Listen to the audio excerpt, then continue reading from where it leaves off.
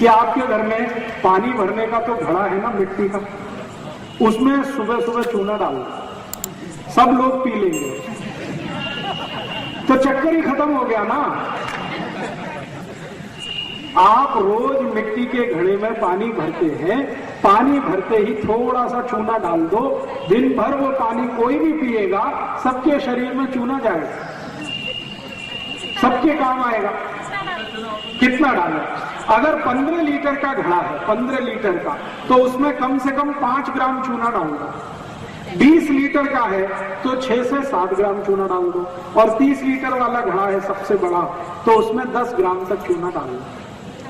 चूना वही जो पान की दुकान में मिलता है, लेकिन पान वाले से जब भी चूना लाओ तो कहना हमको सेंट मिलाया हुआ नहीं, बिना सेंट मिलाया हुआ चूना दो, गीला चूना कभी भी लाना है और उपयोग करना है तो गीला ही उपयोग करें। तो पान की दुकान में 2 तरह का मिलता है, एक तो सेंटेड है जिसमें खुशबू मिलाई हुई है, वो पान वालों के काम का, वो आपके काम का नहीं। आप उनको बोलो बिना सेंट मिलाया हुआ दे दो, वो आप ले आओ। और अगर पान की दुकान में ना मिले तो बाजार से सीधे चूने का पत्थर खरीद लाओ, पानी में डाल के 2-4 दिन उसको छोड़ दो, 2-4 दिन में पानी ऊपर आ जाएगा, चूना नीचे बैठ जाएगा। इस पानी को हटा दो, चूने को उपयोग करना शुरू कर दो। और चूने की कोई एक्सपायरी डेट नहीं है, और चूने का कोई साइड इफेक्ट नहीं है। हाँ, एक चीज आप ध्यान रखना जिंदगी में हमेशा, आप में से किसी को भी अगर पथरी का रोग है, गॉल ब्लैडर में पथरी बनती है, किडनी में पत्थर आता है, इनको कभी भी चूना नहीं खाना है। चूना नहीं खाने वाले एक ही कैटेगरी के मरीज हैं जिनको पथरी की शिकायत है, गॉल स्टोन में या तो किडनी में। पथरी अगर बन रही है या पथरी बनी हुई है या आपके शरीर को बार बार पथरी होने की शिकायत है, ऐसे कोई भी लोग चूना ना खाएं, नहीं तो तकलीफ बहुत बढ़ जाएगी। बाकी कोई भी खा सकते। गीला चूना महीने 2 महीना 3 महीना कभी भी खराब नहीं होता, पानी डालते रहिए, चूने का उपयोग करते रहिए। लेकिन मेथी और साथ में खा। हाँ, 1 मिनट बात करता हूँ इस पर थोड़ी देर, दूध और दूध के पदार्थ। जी, मेथी का अगर प्रयोग कर रहे और साथ में चूने का, अगर आपकी उम्र 70 वर्ष के ऊपर है तो आप मेथी और चूना दोनों साथ में प्रयोग कर सकते हैं। दोनों के बीच 1 तास का अंतर रखें। लेकिन 70 से कम उम्र है तो दोनों में से कोई एक ही आपके लिए अच्छा है। चाहे चूना ले लीजिए, चाहे मेथी का दाना ले लीजिए। आप चाहें तो दोनों ले सकते हैं। कैसे? थोड़े दिन मेथी का दाना ले लीजिए 1 महीने, फिर 1 महीने चूना ले लीजिए, फिर 1 महीने मेथी का दाना, फिर 1 महीने चूना, तो जिंदगी की सब बीमारी चली जाएगी। जी, पान के साथ जरूर खाइए, लेकिन उसमें कत्था मत लगाइए। चूने का पान खाइए, कत्था मत लगाइए, तो वो चूना भी आपके लिए बहुत उपयोगी है। पान खाइए चूने वाला, कत्था मत लगाइए। कत्था और चूने का दुश्मनी है, इसलिए कत्थे के साथ कभी भी चूना नहीं खाना। कत्था चूना दोनों साथ नहीं खा सकते। आयुर्वेद में निषिद्ध है, खाली चूना खा सकते, कत्थे के साथ। जी, तो पान वाले को कहिए कि हमारे पान में खाली चूना लगा, कत्था मत लगा, बिना कत्थे का पान खाओ। जी, चूने से कोलेस्ट्रॉल कम होता है, चूने से ट्राइग्लिसराइड कम होता है, चूने से वजन कम होता है, चूने से शुगर कम होती है, चूने से बुद्धि बहुत बढ़ती है। शरीर के जितने भी हार्मोन्स का बैलेंस टूटा हुआ है, चूना वापस उसको स्थापित कर देता है। आई को जो 45 साल की उम्र में मासिक पानी बंद होने के बाद जितने भी त्रास है वो चूने से भी ठीक हो जाए। जो कुछ मेथी दाने से ठीक होता है वो चूने से भी ठीक होता है। रात में कम खाएं तो अच्छा है, दिन में सबसे अच्छा चीज, और दिन में भी सबसे अच्छा समय है सुबह का। साइड इफेक्ट एक ही है। अगर आपको पथरी बनने की शिकायत है तो साइड इफेक्ट चूने का आएगा, वरना किसी को भी साइड इफेक्ट नहीं आता।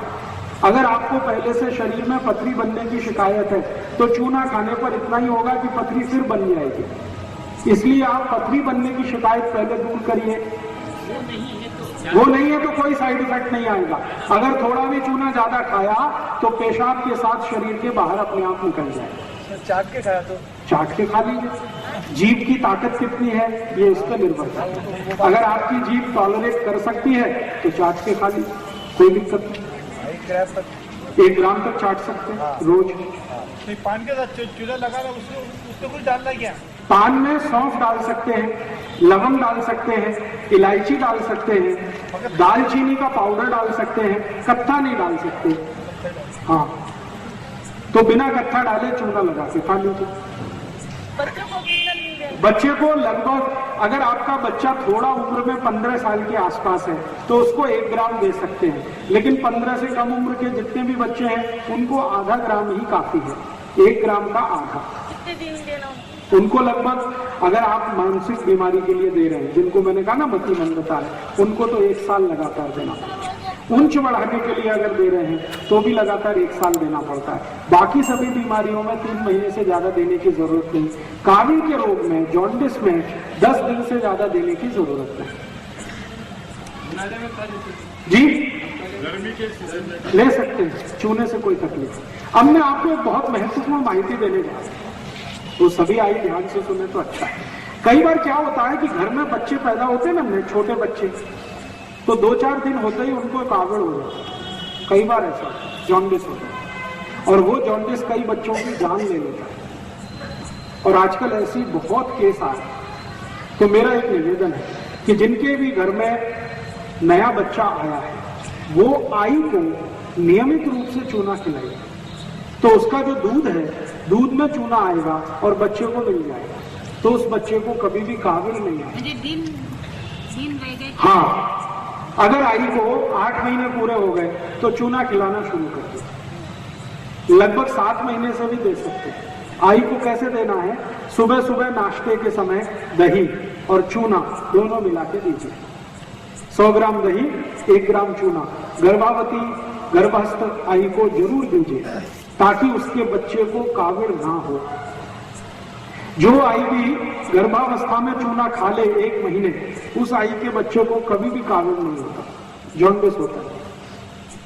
और उस आई का बच्चा स्वस्थ और तंदुरुस्त होता है और आई को कभी सिजेरियन नहीं होता। अगर चूना खाया है आई ने, 1 महीने भी लगातार खाया है, तो आई को सिजेरियन ऑपरेशन की जरूरत नहीं पड़ेगी, नॉर्मल डिलीवरी होगी, बच्चा स्वस्थ होगा, तंदुरुस्त होगा। इसलिए मेरा निवेदन है कि घर में कोई भी आई गर्भावस्था में हो तो सवेरे दूध में नहीं, सॉरी माफ करिए, दही में चूना मिला के देना शुरू कर दें।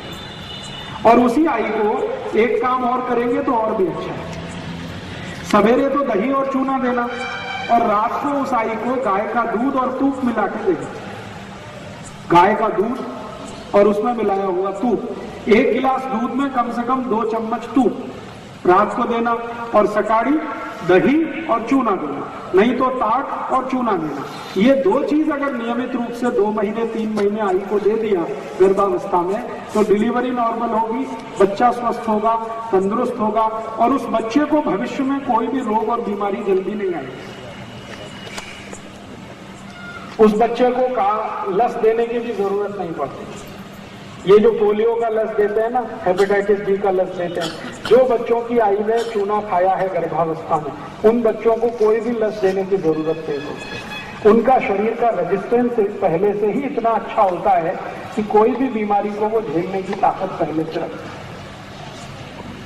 मैंने ये प्रयोग 100 आई के करके देखा पिछले 6 साल, और उन सभी के बच्चे बिना सीजर हुए हैं, बच्चे तंदुरुस्त हैं, स्वस्थ हैं।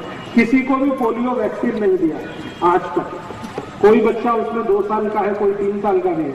और 3 साल की उम्र में जो बच्चे हैं उनका IQ माने बुद्धि इतनी तेज है कि कक्षा 1 और 2 के बच्चों को भी मात करते हैं।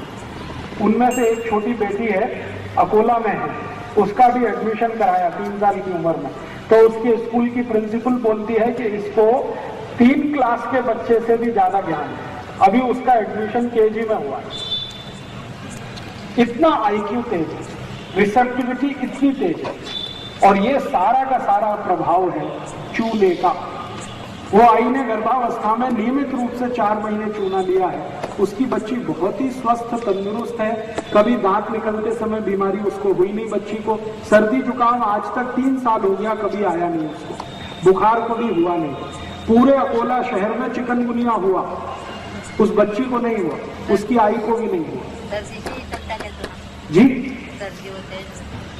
क्या बोला मैं? सर्दी सर्दी सर्दी, जिनको बार बार सर्दी होती है, बार बार सर्दी होती है, ऐसे बच्चों को भी चूना दीजिए। तरीका वही है, पानी में मिला के, नहीं तो दही या ताक में।